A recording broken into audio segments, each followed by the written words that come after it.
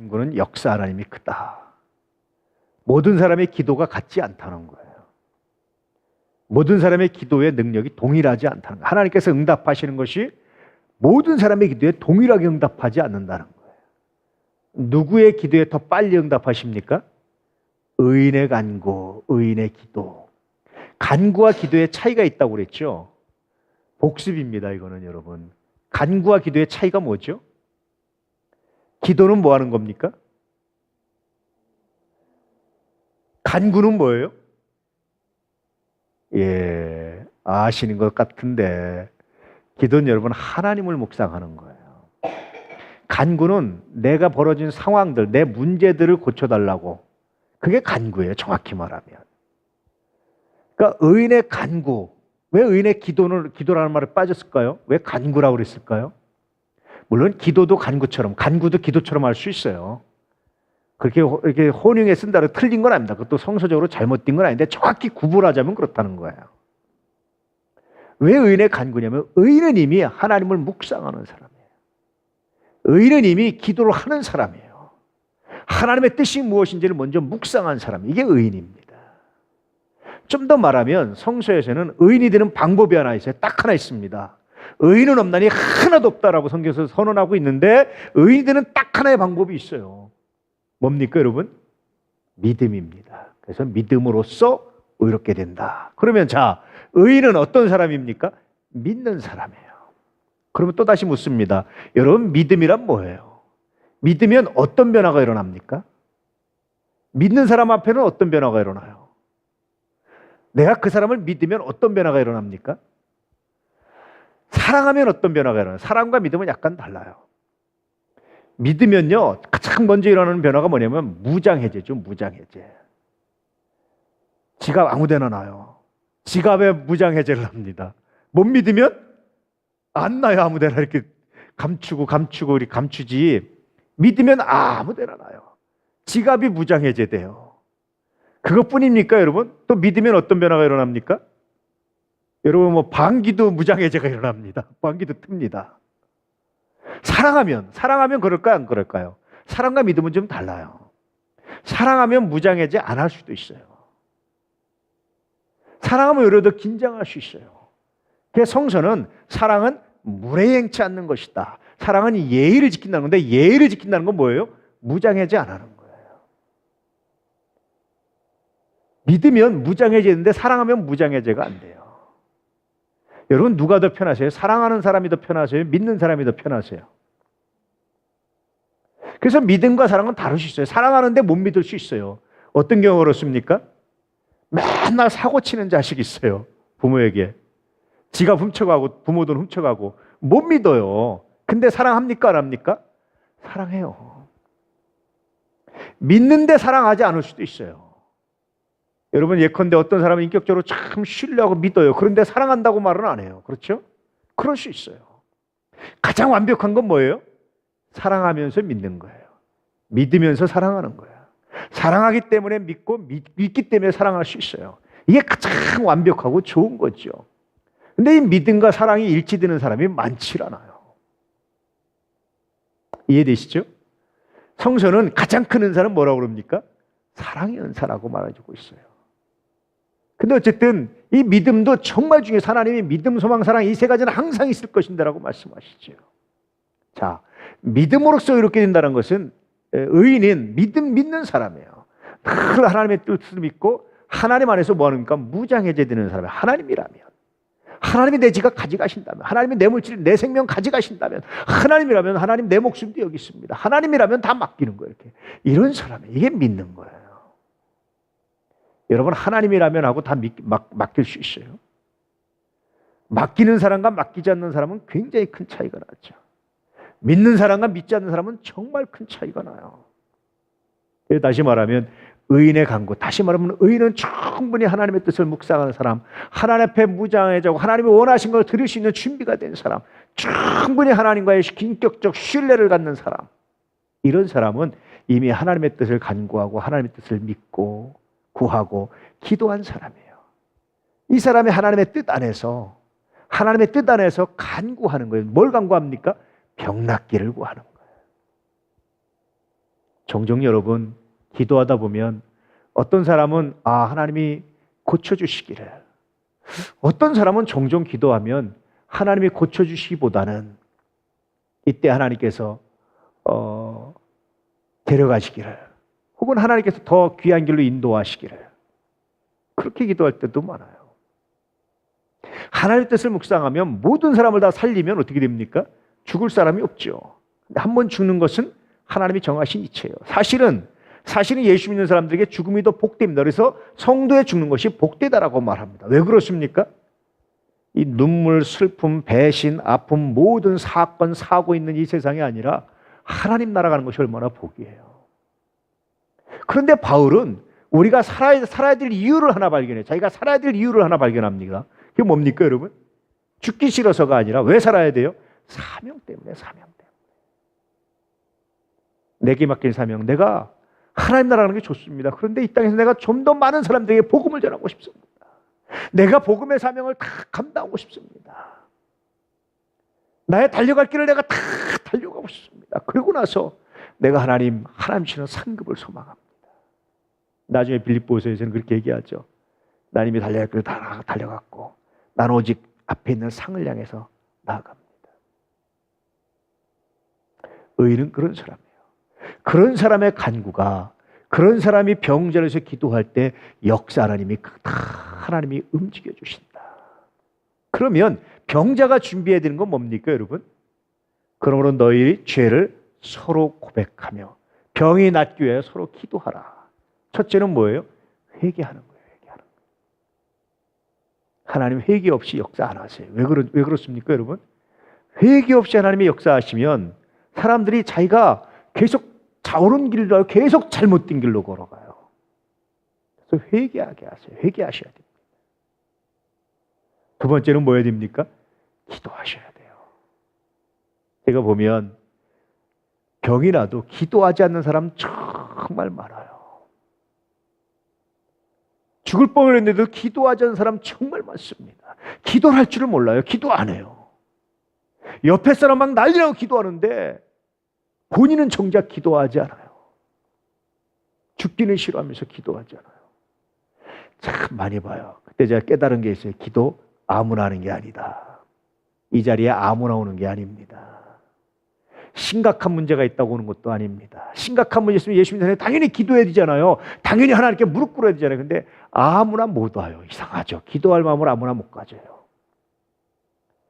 정말 여러분, 이 자리에 있는 건 하나님의 은혜입니다. 여러분을 부르신 하나님의 사랑입니다. 그리고 여러분의 문제뿐이 아니라 누군가에서 중보기도 하셨던 건 정말 놀라운 선물입니다. 간구할 수 있다는 것은요, 정말 놀라운 선물입니다. 오늘 기도하실 때 무엇보다도 여러분 회개하면서 하나님께 기도하시길 축복합니다. 할렐루야.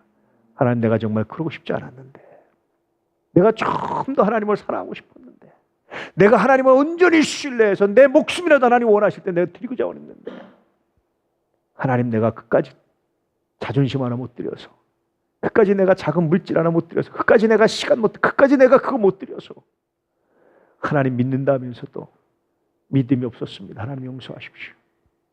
회개하십시오. 그리고 하나님, 오늘 내가 그렇지만 내가 회개함으로 다시 하나님께 기도합니다. 내가 이 문제를 놓고 기도하기 원합니다. 나의 자녀를 놓고, 나의 부모 형제를 놓고, 내 이웃을 놓고, 내 친구를 놓고 하나님, 내가 기도하기 원합니다. 내가 믿음으로 기도합니다. 오늘 내 믿음의 기도에 하나님 응답하실 줄 믿습니다. 할렐루야. 그래서 여러분, 의인이라는 것은요, 윤리적인 의를 말하는 게 아니에요. 믿음의 의를 말하는 거예요. 믿는 사람을 말하는 겁니다. 물론 하나님을 믿는 사람은요, 삶도 변해요. 왜 그렇습니까, 여러분? 내가 하나님께 맡기면, 내가 하나님을 믿으면, 내가 하나님을 신뢰하면, 다시 말하면 그분의 말씀이 내게 들어오는 거예요. 하나님이 하라는 것 합니다. 왜냐하면 믿으니까. 하지 말라는 것 안 합니다. 왜냐하면 믿으니까. 믿는 사람만 할 수 있어요. 여러분, 정말 투자에 귀재가 있다고 생각해 보세요. 야, 저 사람이 투자라는 곳에 투자하면 절대 손해 안 봐 라고 말한다면, 그 사람이 야, 너 빚을 얻어서 투자해 라고 말하면 투자 안 하겠어요? 투자하죠. 절대 그 사람 믿는다면 너 거긴 절대로 하지 마 그러면 안 합니다. 사람들이 워런 버핏과 식사 한 끼 하는데 굉장히 비싸요. 여러분 평생 만져보지도 못하는 돈을 들고 한 끼 식사를 합니다. 근데 왜 하는 줄 아세요? 그 한 끼 식사 그렇게 비싸게 몇십억 주고 한 끼 식사를 하는데 한 끼 식사 비용을 내고 그걸 내고 식사하는데 그런데 여러분 몇십억보다 더 많이 버니까 하는 거예요. 경매에 일어나서 더 많이 버니까 합니다. 회장님 어디다 투자하셨습니까? 글쎄 내가 이번엔 여기다 투자하려고 그래. 알았습니다. 투자하는데 그보다 더 많이 버는 거예요. 그래서 몇십억 내고도 하는 거예요, 여러분. 몇백억 내고도 하는 거예요. 왜냐하면 몇백억, 200억 내고 내가 한 끼 식사를 했는데 그 말 듣고 어디에 투자할 거예요? 글쎄 내가 앞으로 여기다 투자하려고 그래. 거기다 투자하면 이제 근데 200억 내고 했는데 500억 버는 거예요. 그런 사람들이 경매하고 하는 거예요, 그거를. 대단하죠? 믿음이란 그런 거예요. 근데 여러분 워런 버핏이 아니라 하나님을 믿으십시오. 할렐루야. 워런 버핏은 실패하고 실수할 수 있어요. 너네 하나님은 전능하시잖아요. 당신이 하라 하면, 당신이 하지 말라 하면, 당신이 원하시면, 당신이 기뻐하는 일이라면. 그래서 믿음은요, 윤리적인 의는 아닌데, 의는 윤리적인 의는 아닌데, 내가 예수 믿으면 자연스럽게 하나님이 하라는 것, 하지 말라는 것 구별하게 되면서부터 우리의 삶이 구별되기 시작하는 거예요. 이해되시죠? 우리의 삶이 구별되기 시작해요. 물론 그러고도 넘어집니다. 그러고도 실패하고 하지 말라는 건데 나도 모르게 하고 하지 하라는 건데 나도 모르게 불순종해서 다 못할 수 있어요. 그때 또다시 우리는 뭐 합니까? 믿는 사람은 회개할 수 있어요. 안 믿는 사람은 절대로 회개 못합니다. 내가 무슨 그게 잘못이라고. 아 그래 내 마음대로 한번 했거니 내 마음대로 한번 질렀거니 그게 무슨 내가 잘못. 나는 그 정도 할 수 있어. 이렇게 얘기합니다. 그런데 하나님을 믿는 사람들은요. 하나님이 얼마나 나를 사랑하신 자가 믿는데 아는데 하나님의 사랑을 우리가 알고 믿는데 근데 하나님 내가 그 사랑을 좀 못 믿었네요. 하나님의 말씀을 못 믿었네요. 죄송합니다. 회개합니다. 회개가 나오는 거예요. 이게 의인입니다. 할렐루야. 첫째는 마음으로 영접하고 믿는 거예요. 두 번째는 믿었기 때문에 그분 말씀에 따르는 거예요. 하라는 것 하고 하지 말라는 것 안 하고. 성서에서 여러분 하라는 것 중에 제일 많이 나와 있는 게 뭔지 아세요? 이거 하라! 제일 많이 하라는 명령을 하는 게 뭔지 아세요? 기도입니다. 기도. 그 다음에 뭔지 아세요? 사랑입니다. 사랑. 기도하라는 말이 얼마나 많이 나오는지 몰라요. 하나님을 믿으면 하는 거예요. 아 기도하면 되는구나. 하나님이 하시는구나. 이게 하나님 믿음이에요. 할렐루야. 이런 사람의 간구가 이런 사람이 병낫고서 기도할 때 하나님 특별하게 역사하십니다. 할렐루야.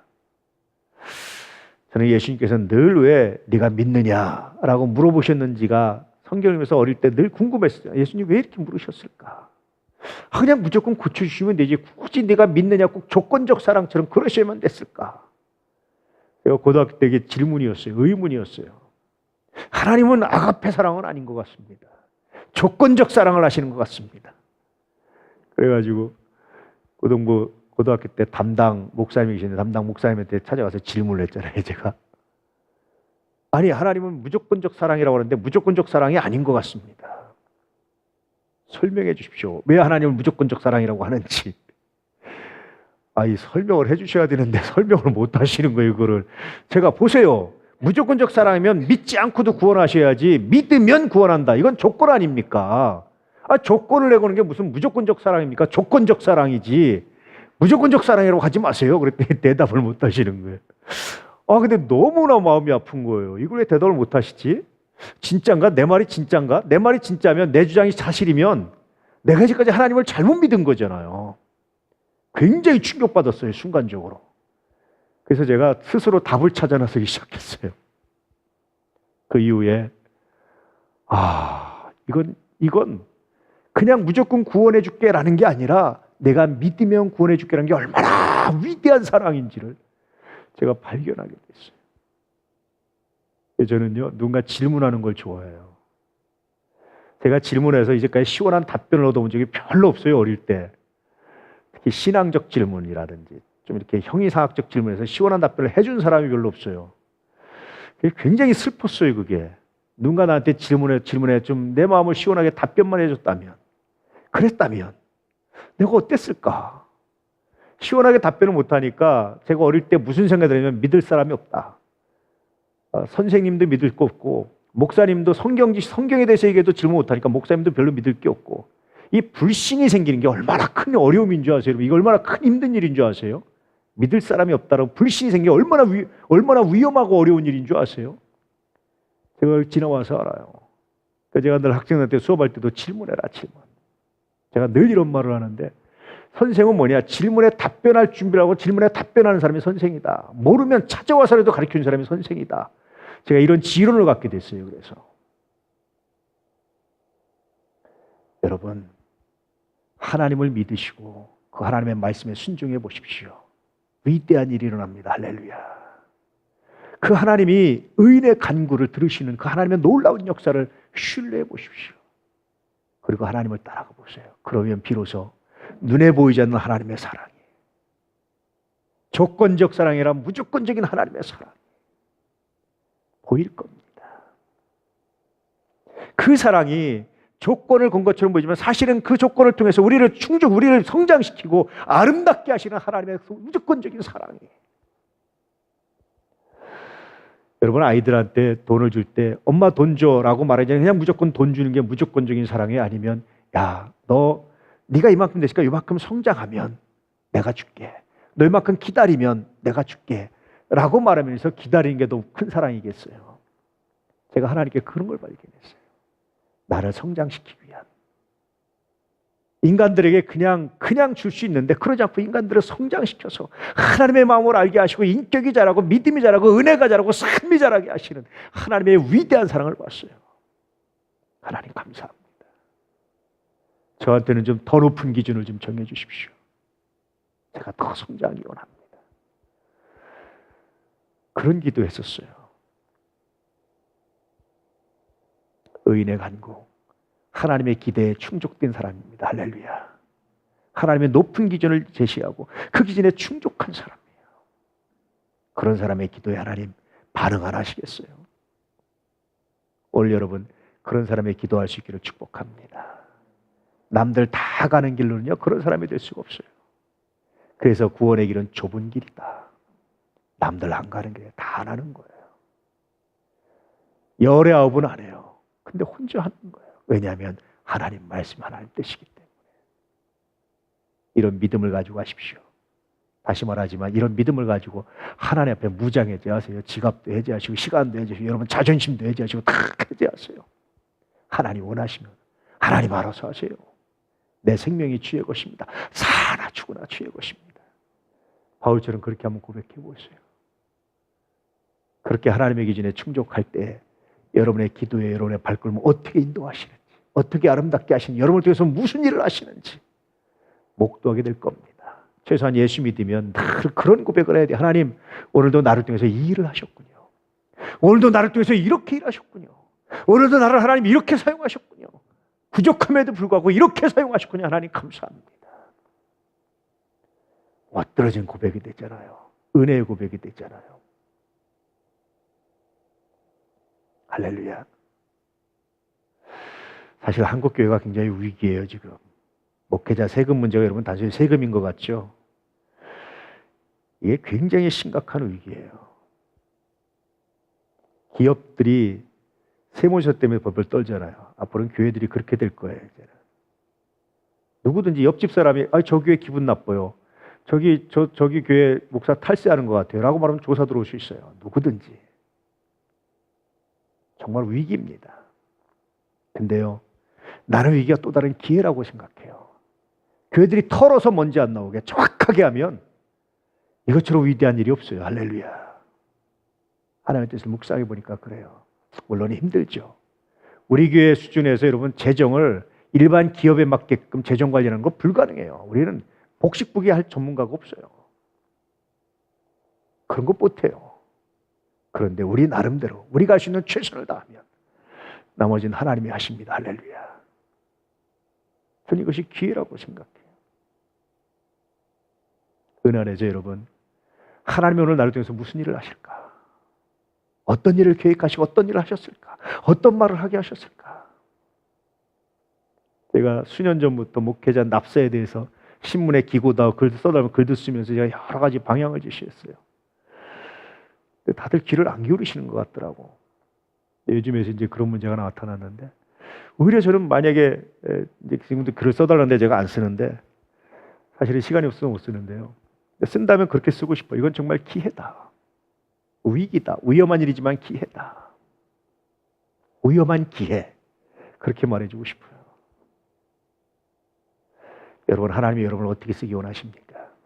오늘은 하나님이 여러분을 어떻게 쓰셨습니까? 오늘은 어떻게 하나님의 기대에 충족하셨습니까? 묵상하면서 믿음으로 승리할 수 있기를 축복합니다. 저는요, 늘 여러분 명함에 목사는 목사인지 아니까 제가 안 쓰는데 나는 그리스도인이다 이렇게 쓰고 좀 다녔으면 좋겠어요. 직장에서 사람들이 그러죠. 이렇게 갖다가 너도 교회 다녀? 너도 다녔어요? 이렇게 묻잖아요. 심지어 뭐라 그럽니까? 야, 우리 회사에서는 그런 얘기 하지 말자. 뭐 이렇게도 말하고 막 그러잖아요, 사람들이. 그렇죠? 왜 그렇습니까, 여러분? 교인들끼리 어디 갔어요? 어디 가서 이렇게 한잔하면서 야, 여기서는 야, 집사 뭐 이런 얘기 하지 말자. 그냥 뭐 이렇게도 하잖아요. 왜 그래요, 여러분? 자꾸 감추는 거예요, 신앙을. 감추는 신앙 가지고는요, 하나님의 역사를, 하나님의 위대한 능력을 나타낼 수가 없어요. 드러내십시오. 그래야 회개도 하고요. 그래야 조심도 해요. 그래야 하나님 뜻에 더, 하나님 기준에 더 충족할 수 있어요. 할렐루야. 실수하면 실수한 대로 회개하고 나갈 수 있어요. 그렇게 믿음으로 의인이 되시고 하나님 말씀에 순종함으로 의인의 기준을 충족시키셔서 예수께서 여러분을 의롭다고 칭하게 하셔서 여러분의 기도와 간구가 역사하는 힘이 큰 놀라운 역사가 있기를 주의 이름으로 축복합니다. 하나님을 찬양합니다. 할렐루야. 기도하겠습니다.